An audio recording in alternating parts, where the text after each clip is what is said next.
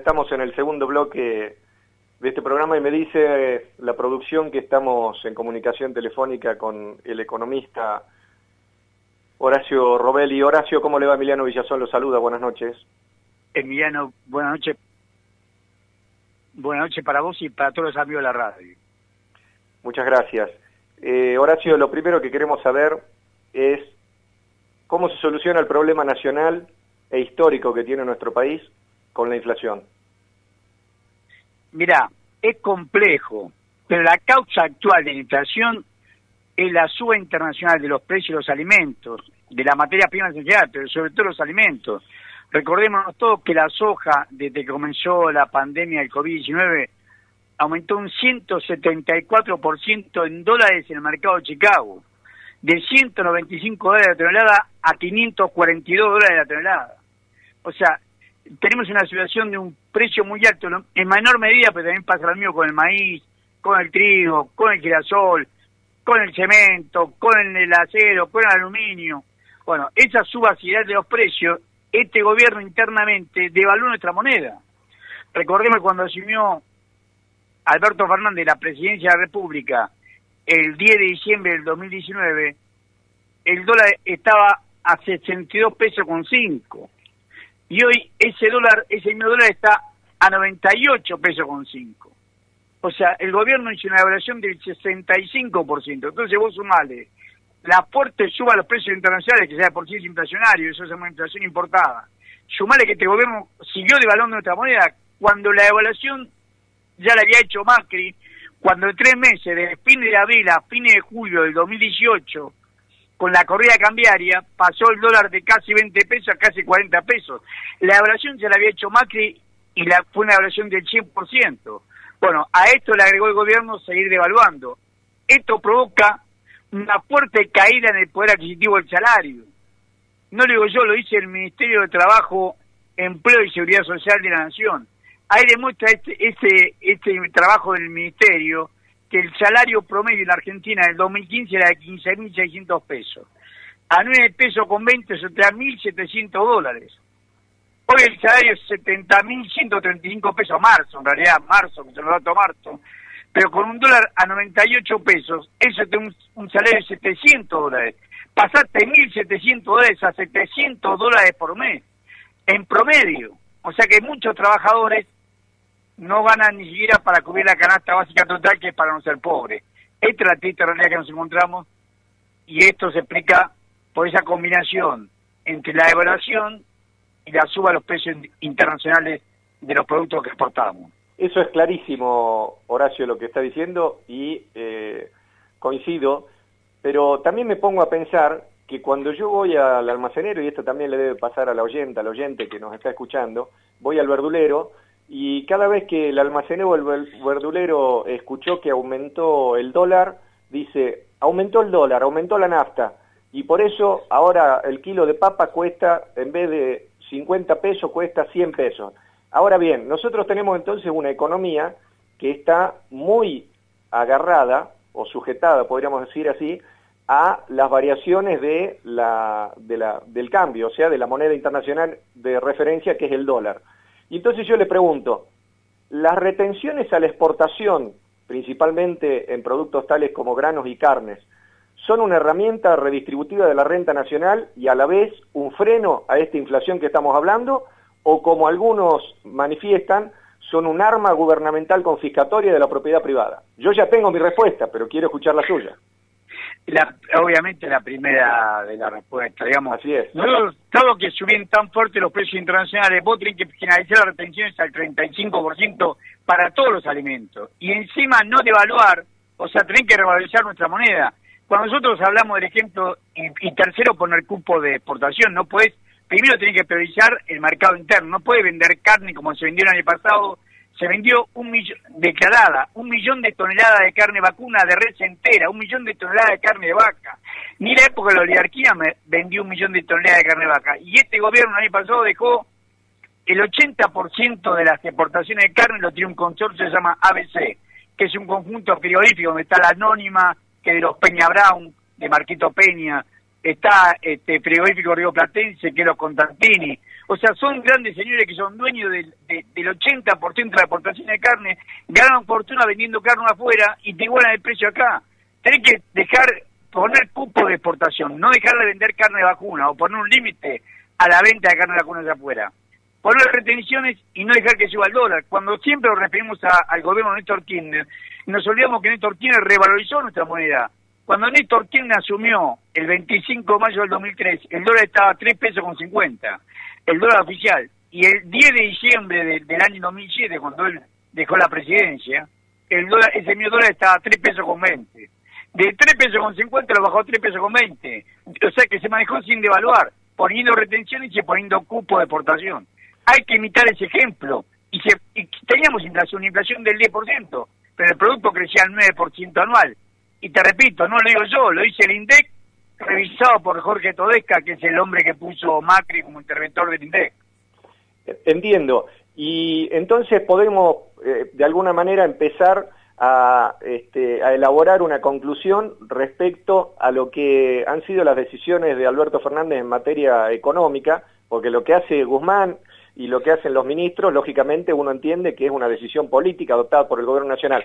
Y la política que entiendo yo que está llevando a cabo Alberto Fernández desde que asumió es la política del laissez-faire, o sea, el dejar hacer, limitar la intervención del Estado. Pero esa limitación de la intervención del Estado, me parece a mí que en épocas como las que estamos viviendo ahora es una cuestión que se transforma como un efecto boomerang, algo contraproducente. ¿Cuál es su opinión al respecto, Horacio?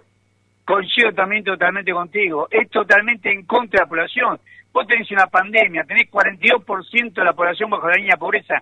19 millones de argentinos no comen todos los días. La mayoría son niños o ancianos. 19 millones de argentinos tienen problemas para alimentarse. Vos no podés hacer esa política funcional a los grupos económicos. ¿Para qué nos sirvió a nosotros vender una cordillera de los Andes de maíz en grano? El año pasado se exportaron 39 millones de toneladas de maíz en grano. El único trabajo fue sacar el grano del maíz del choclo. Y exportamos 39 millones de toneladas, una cordillera de los Andes de exportación para que se beneficie una minoría, porque después se te encareció el maíz para vos, la polenta, todos los productos de maíz, y se encareció la carne de ave y la carne porcina que consumen maíz. Esto hay que cambiar los ejes. La discusión actual con el secretario de Energía, Federico Basualdo, y el ministro de Economía refleja lo mismo. Vos no le podés permitir que aumente, está muy concentrado el campo energético. Vos tenés una empresa estatal que es Camesa, que es la encargada de generar la electricidad, porque la que genera la electricidad es Camesa. Camesa será a transportadora, la más grande es Transener, que pertenece al grupo Pampa Energía de Marcelo Mindling, y también está BlackRock, pero BlackRock reconoce que tiene acciones ahí. Y después tenés las distribuidoras, como el caso de Edesur, que depende de una empresa italiana que se llama Ente Nacional de Energía Eléctrica, ENEL, y Edenor, que Pampa Energía se la vendió teóricamente al grupo Vila Manzano Filiberti. ¿Hola? Sí. Decime, sí. Le estoy escuchando. Y entonces le quiero preguntar, ¿tiene destino hacia futuro un país que no logra controlar el comercio exterior, teniendo en cuenta que es un actor principalísimo del mercado internacional, que además de no controlar el comercio exterior, tampoco controla el mercado financiero local? Y ahora, como si esto fuese poco, y le quiero preguntar cuál es su opinión respecto a la repercusión que tiene el decreto 949, vuelve a otorgar a la parte privada la posibilidad de el mantenimiento del dragado y redragado de lo que se conoce como la hidrovía del río Paraná. Un país que no interviene en estos aspectos sustanciales de la economía interna, ¿tiene alguna posibilidad de sobrevivir a mediano y largo plazo? Opino lo mismo que vos. Eso está todo mal. No le podés ceder la columna vertebral de nuestra economía es el río Paraná. Vos no podés ceder el río Paraná a los privados. De hecho, sabés que hay denuncias por contrabando, pero no solamente de alimentos, de granos, aceite, sino por contrabando de armas, contrabando de drogas, con la trata de personas. Todo esto lo que tengan acusado porque salen de Buenos Aires, llegan por todo el río Paraná hasta Buenos Aires, salen de Buenos Aires y llega droga al exterior, llega a España, llega a Holanda. ¿De dónde viene? De Argentina. Hoy la Argentina se ha convertido en el tercer exportador mundial de cocaína. Y lo sacamos por la vía del Paraná. La sacan por el Paraná. Hasta los peruanos sacan la droga por porque no pueden sacarla por el Pacífico, está mucho más controlado, la sacan por el Atlántico vía Paraná. Recordemos que Paraná recorre, es un río interno, pero tiene conexión con Bolivia, con Perú, con Paraguay, con Brasil. Es inadmisible lo que está pasando. Y que vuelvan a insistir en dar al sector privado después de estas denuncias, demuestra la necedad del gobierno. El gobierno no puede cederle este negocio al sector privado cuando mi gobierno se había comprometido a crear un Consejo Federal de Hidrovía con las provincias que tienen costa sobre el río Paraná y la nación argentina. Sí, me acuerdo del acto inclusive en el cual lo vimos al presidente hacer ese anuncio que usted está mencionando. Pero también le quiero preguntar, ¿cuál es su visión respecto al modo de encarar esta conjunción que ha trascendido y se ha hecho pública entre economía y salud? ¿Y dónde pongo el foco yo? Ahí anda el ministro Guzmán, desesperado por tratar de hacer un acuerdo con el FMI, y estamos nosotros en una situación económica y sanitaria que no tiene precedentes, al menos en la historia contemporánea argentina. ¿Es algo primordial o es apropiado o primera necesidad acordar con el Fondo Monetario en este cuadro de situación que le planteo, Horacio? Mira, opino lo mismo que vos. Hay que suspender la negociación con el Fondo Monetario Internacional. El gobierno lo que hizo importante, bien el gobierno, mal o bien, pero donde tuvo un plan fue en salud. Hay una gran reconversión de todo el presupuesto para dar respuesta al equipamiento de los hospitales, ahora a la compra de vacunas, la distribución logística de esa vacuna a la población. O sea, tanto el gobierno nacional como los provinciales como los municipales, cada municipio que tiene su hospital ha logrado reequipar su hospital para dar la atención al COVID. Esto ha hecho que tengamos la cantidad de muertos que tenemos y la salud no ha colapsado. O sea, el servicio sigue vigente y se presta servicio. Estamos en el límite, pero no ha colapsado. O sea que el plan de salud funcionó. No podemos dejar de hacer esa política de salud. Y por eso se tiene que suspender toda negociación con el Fondo Monetario Internacional, por lo menos en el pico más alto que estamos viendo ahora, que la segunda ola del COVID, con esta cepa nueva del virus que se ha reciclado y que es mucho más contagiosa y sobre todo contagia a los jóvenes. Bueno, toda esta situación la tiene que ameritar el gobierno para cortar las relaciones con... Hay que suspender la negociación con el Fondo Monetario Internacional. No tiene ningún sentido negociar con el Fondo Monetario Internacional. Un pago ni siquiera podemos hacer cuando tenemos que priorizar la salud de la población. Quien nos está escuchando, por ahí interpreta, bueno, a mí me viene escuchando desde hace 7 años, en el mismo tenor, pero por ahí interpreta que de nuestra charla surge lo que se conoce como el fuego amigo, y sé que usted no lo es, y yo tampoco, sabe el oyente, pero sin embargo nosotros tenemos que marcarle al gobierno cuando vemos que hay alguna desviación en el rumbo que creemos que debe tomar. Entonces le pregunto, de acuerdo a lo que estamos charlando, Horacio Rebelli, ¿cuáles son los 3 principales problemas económicos que tiene hoy la macroeconomía argentina y cuál sería la solución de acuerdo a su entender? Mira, la primera es el Banco Central. El Banco Central tiene por carta orgánica respetar el valor de la moneda. Vos no podés haber despreciado la moneda un 65% como hizo este Banco Central. Ahí hay que intervenir el Banco Central. Aparte, el Banco Central tiene una masa de enero, 2 billones de pesos, o sea, casi en dólares serían más de 20.000 millones de dólares, sin prestar, que son las LELIC. Plata inmovilizada, 2 billones de pesos para que no por inflación. Y el Banco Central le paga los intereses todos los meses. Bueno, esto hay que cambiarlo. O sea, lo primero es hacer una política monetaria totalmente distinta a la que se hizo hasta ahora. Utilizar esa masa LELIC para darle préstamo a la población y sobre todo asistir a la población más necesitada. Segundo, defender nuestro tipo de cambio. Para eso hay que declarar la emergencia cambiaria, como hizo el doctor Arturo Illia cuando llegó a la presidencia. Declaró la emergencia cambiaria y los dólares los controla que se compra y se vende, los controla estrictamente el Estado. Y tercero, es de anular el decreto 949, o sea, no persistir con volver a privatizar el Río Paraná. El Río Paraná tiene que ser administrado por el Estado. Hay un viejo principio de la administración que dice que el que no administra no controla. Y la denuncia de droga, de lavado de dinero, de venta de cocaína que tienen por el Río Paraná, ya son ancestrales en Europa. No podemos permitir que se siga pasando lo mismo. Es verdad que el que no controla y no fiscaliza tiene por destino el fracaso como gobierno. Pero yo creo que en nuestro país, precisamente, lejos de ser un país donde rige el intervencionismo, hay un dejar hacer desde hace tiempo. Si nos ponemos a pensar la extracción de los recursos naturales y pensamos lo que son las empresas que, por ejemplo, trabajan acá en Salta en materia hidrocarburífera, tanto petróleo como gas, las empresas mineras también, esas empresas nadie les hace una fiscalización en lo que se conoce como boca de pozo, sino que ellas mismas, a través del mecanismo de las declaraciones juradas, dicen cuánto han sacado del territorio nacional y en base a eso tributan de acuerdo a lo que la legislación vigente exige. ¿Cómo se hace para modificar esa situación en un gobierno como el que estamos viviendo ahora, Horacio Ravelli? Mira, realmente es peor. El ministro de Producción, Matías Culpa, les invita a invertir a las mineras extranjeras acá, donde ni siquiera toma las mínimas medidas de prevención, porque esta actividad es obviamente contaminante.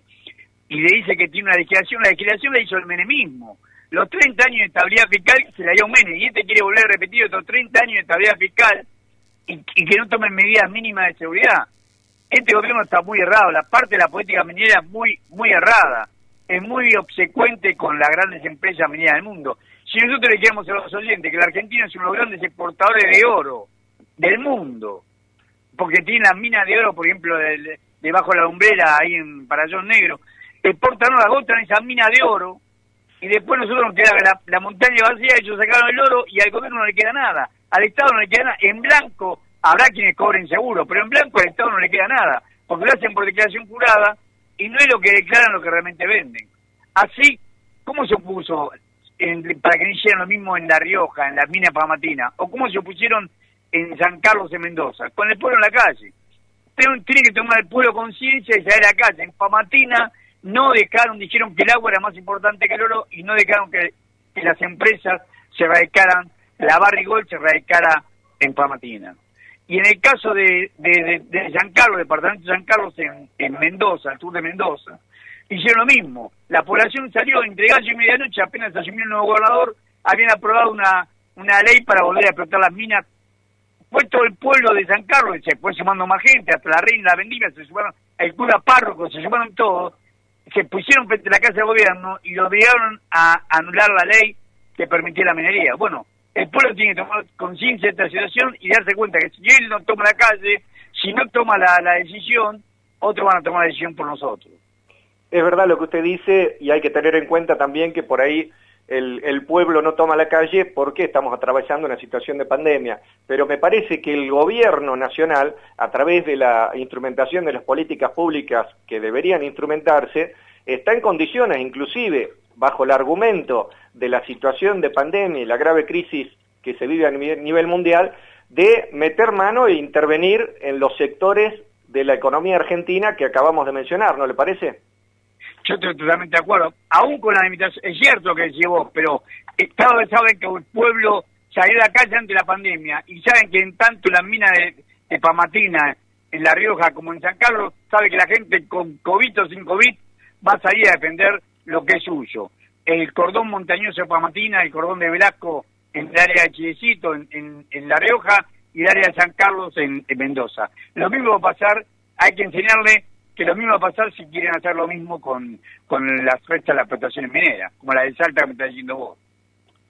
Quiero volver sobre un tema, porque desde el año 2008, en realidad 2009 creo, que tenemos dificultad los argentinos, desde el 2008, perdón, para entender lo que fue esa resolución 125 que destapó una olla que es la olla de las retenciones. Quiero preguntarle entonces, y por eso quiero volver sobre el tema, ¿cuál es la relación que existe entre los siguientes conceptos: renta nacional, ventajas comparativas y retenciones, Horacio Ravelli? Mira, la renta natural que tenemos nosotros es enorme. Nosotros la soja se vende la tonelada a $525 la tonelada, y a nosotros acá lo sumo en la zona núcleo debe salir $100. En la zona núcleo nosotros tenemos 42 millones de hectáreas cultivables, 19 millones se cultivan con soja. Bueno, en la zona núcleo, en el norte de la provincia de Buenos Aires, sur de Córdoba y sur de Santa Fe, en toda esa zona del núcleo de la soja, el costo de producir la soja no debe salir ni $100. O sea, sale la cuarta parte de lo que sale en el mundo. Esa es la renta. La diferencia es la renta entre el precio internacional del mercado de Chicago y el precio de producción de acá en Argentina. Eso es una renta que se apropia una minoría, porque no son todos los productores, son los grandes acopiadores y comercializadores de grano, que son 8, porque son fundamentalmente las norteamericanas, que es ADM, Bunge Ceval, Cargill, Glencore, Louis Dreyfus, y después a eso sumarle la China, Costco, y las teóricamente nacionales, Aceitera General Dehesa y ACA, Asociación de Cooperativistas Argentinos, que son 25 cooperativas grandes. Ellos son los grandes beneficiarios de este sideral aumento del precio de la soja y se aprovechan de esa ventaja comparativa que significa que nosotros tenemos una tierra apta para todo cultivo, para soja, para maíz, para girasol, para sorgo, para trigo, para arroz, para lo que vos quieras vos. Tenemos una amplia producción y el costo nuestro es mucho menor. Eso es ventaja comparativa y renta diferencial. Y después lo que tiene ellos es un manejo del mercado cautivo, una apropiación del mercado cautivo, que son los que hacen que cuando vos tenés un Estado que quiere intervenir para tratar de participar de esta renta, porque como le dijo Perón alguna vez, la propiedad de la tierra de ustedes, pero la lluvia, el sol, el arroyo que pasa por su tierra nos pertenece a todos, porque pagan impuestos. Cuando vos crees que pagan impuestos, se te pagan de mano como pasó con la 125 que recordás vos.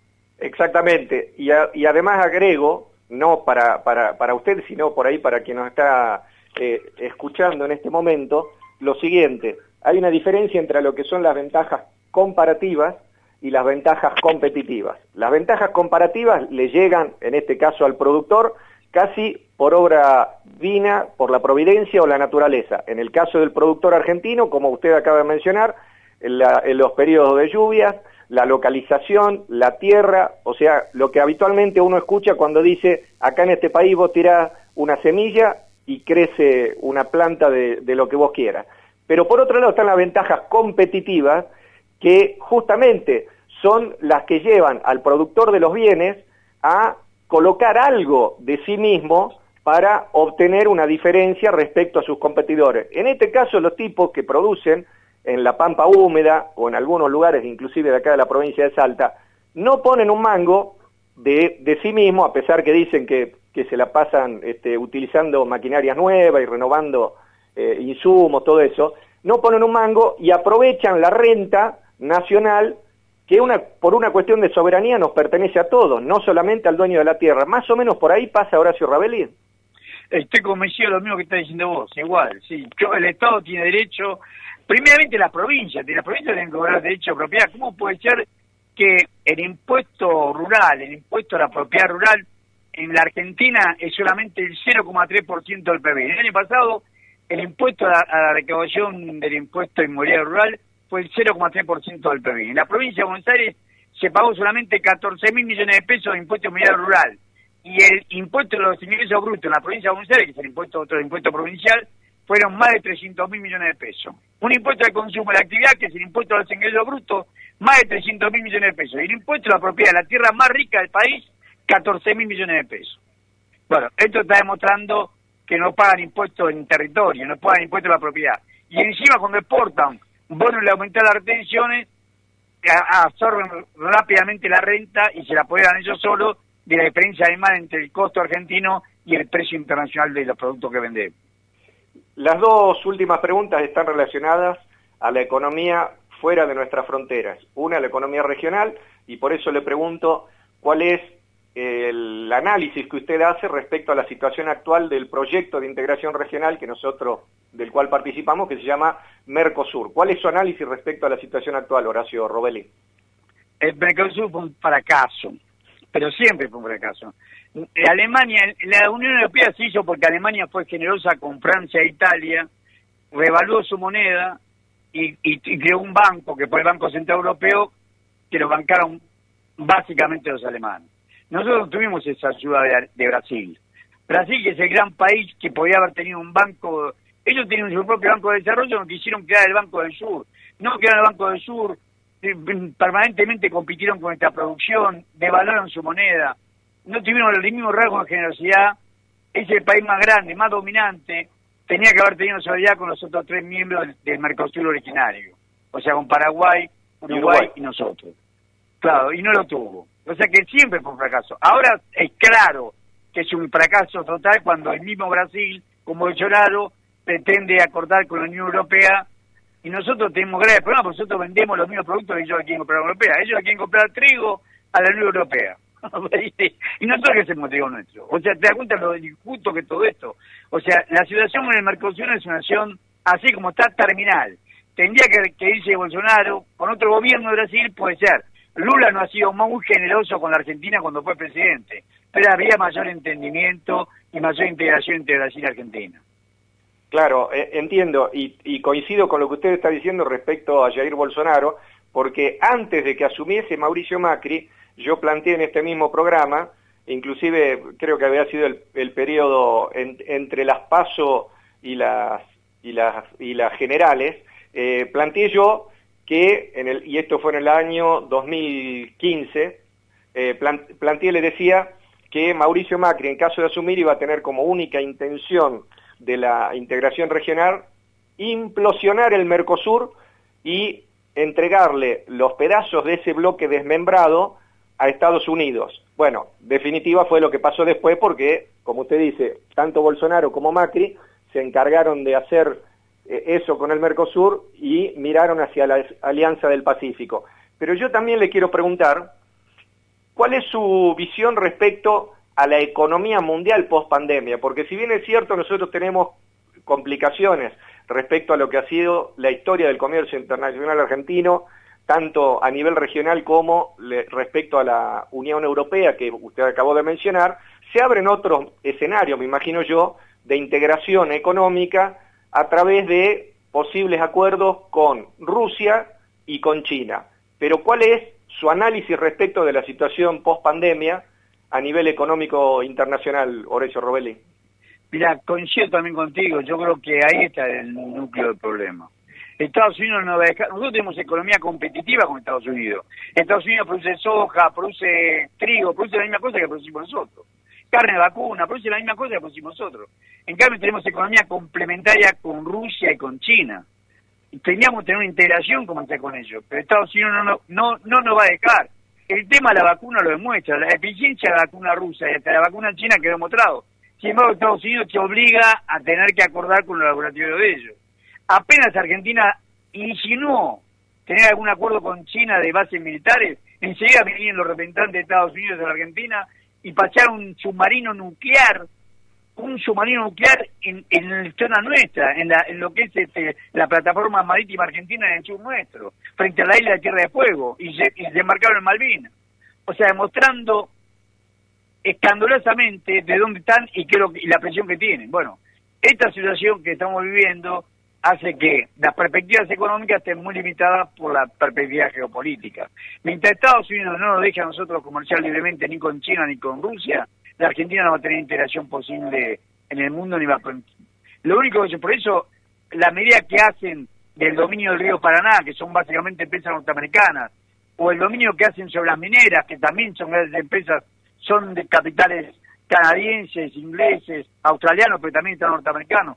Todo esto no es casualidad, o sea, ellos tratan de sujetarnos económicamente para que no acordemos con otros países de igual a igual como debemos hacer. Horacio Robelli, le agradezco esta distendida charla y le espero que en alguna otra oportunidad nos podamos volver a poner a conversar. Muchísimas gracias por su movilidad y estoy siempre a disposición de ustedes y viva esa hermosa provincia de Güemes, la heroica provincia de Salta. Así es. Muchas gracias. Un abrazo. Gracias.